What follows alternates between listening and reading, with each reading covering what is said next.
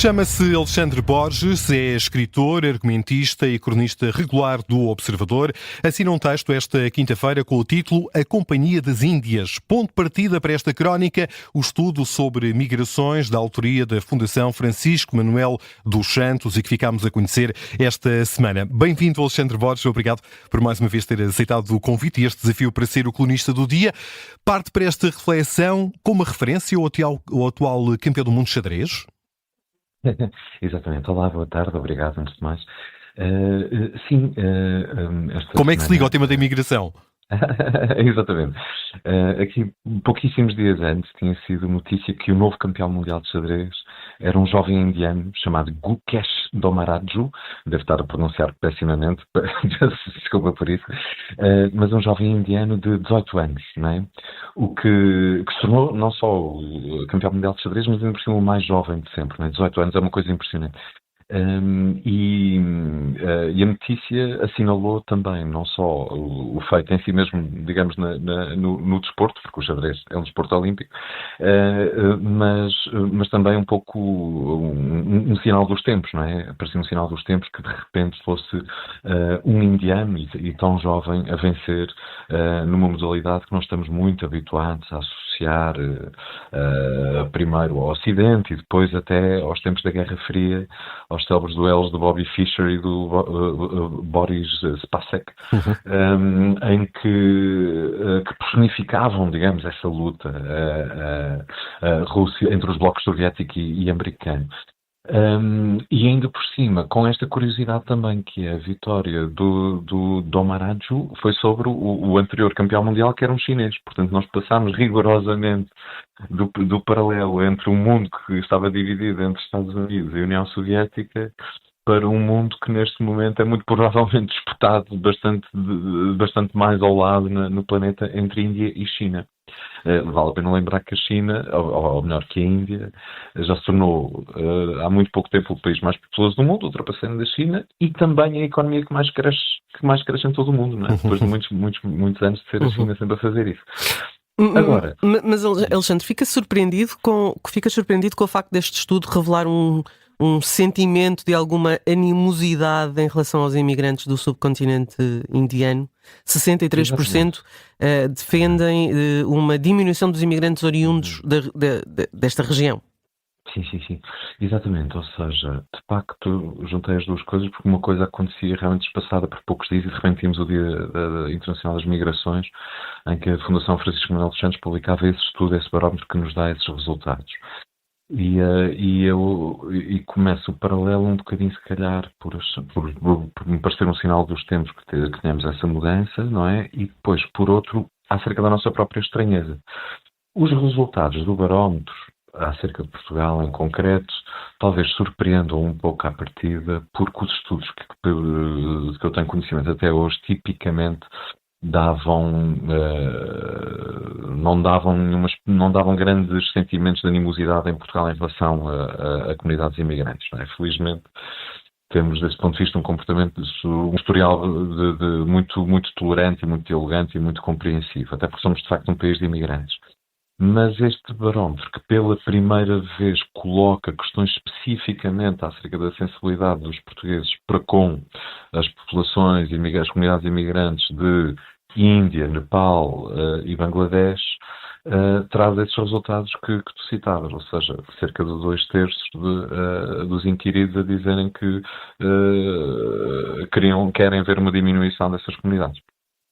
Mas também é curioso, ou seja, são tudo questões de percepção, não é? E é sempre com isso que lidamos. Por outro lado, também temos percepções claramente erradas no estudo, ou seja, porque temos os dados oficiais e, portanto, também temos ali uma maioria de pessoas a dizer que os imigrantes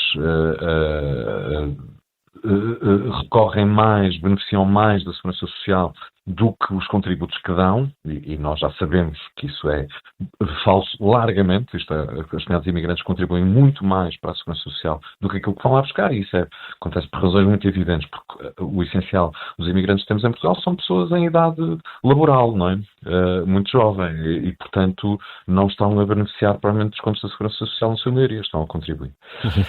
E também temos um lado que, pronto, feliz neste barómetro, eu diria, que é o facto de também termos igualmente 2/3 deste barómetro, portanto, basicamente a mesma percentagem, a dizer que os imigrantes contribuem que os imigrantes são fundamentais para a economia nacional.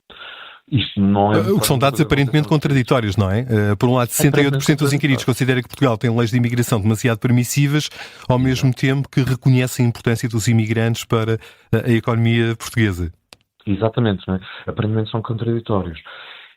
Se bem que depois, se somarmos uma coisa à outra, o que dá a entender é que se calhar as pessoas compreendem que os imigrantes são importantes, se calhar gostavam era de escolher o tipo de imigrante, aparentemente, não é? Porque só no caso dos imigrantes da região do subcontinente indiano é que é assinalada neste momento é que tem estes números expressivos de querer ver uma redução.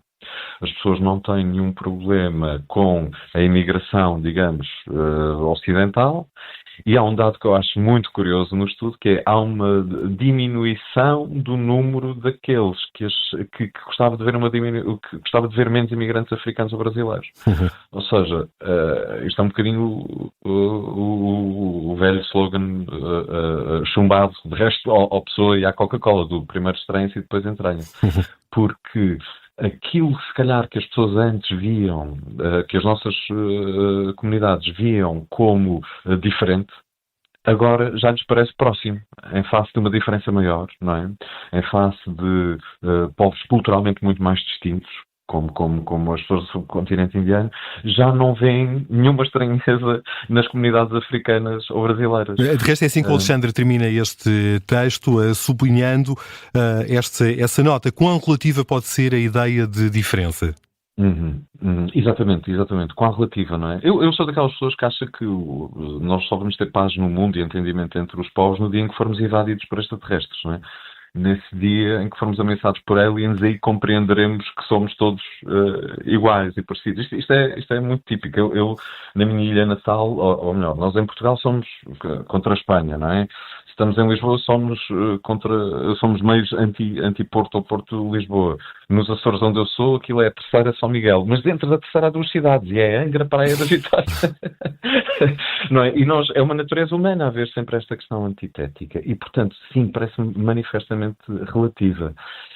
Agora, há este lado, na questão das comunidades do Indostão, de serem, de facto, muito, no caso das grandes cidades, particularmente, de serem muito visíveis nos serviços que prestam. E, portanto, porque estão muito no atendimento, digamos, ao público. Neste momento vem, como sabemos, em Porto e Lisboa e noutros sítios, vem à porta da casa das pessoas fazer as entregas, a carregar mochilas verde fluorescente e amarelo fluorescente. É impossível, de facto, não os ver em todo o lado. Uma das maiores comunidades em Portugal, estrangeiras, por exemplo, são os franceses. Alguém sabe onde é que eles estão? Não. Como são indistintos entre eles e nós, ninguém repara, não é?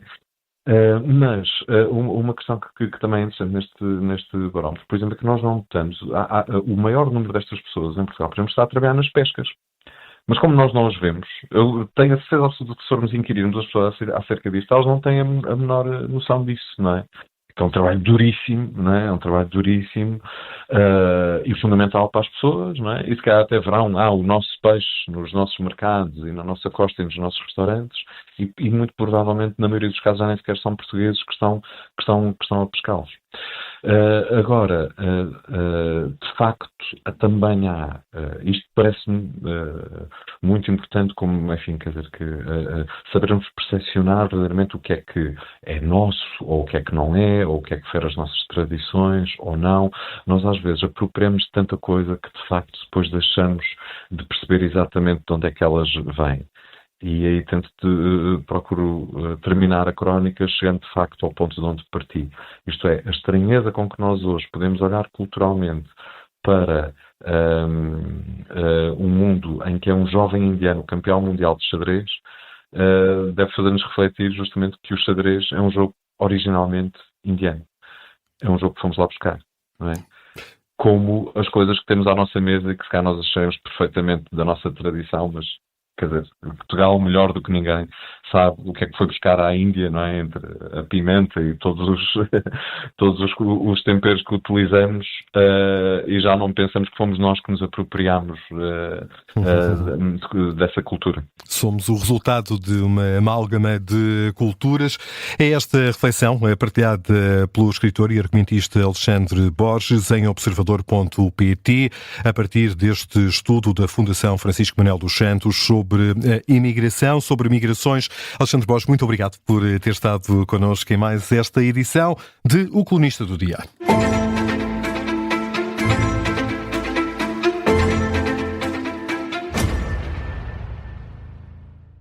Se gostar deste podcast, pode seguir, dar 5 estrelas e comentar o episódio na Apple Podcasts ou no Spotify.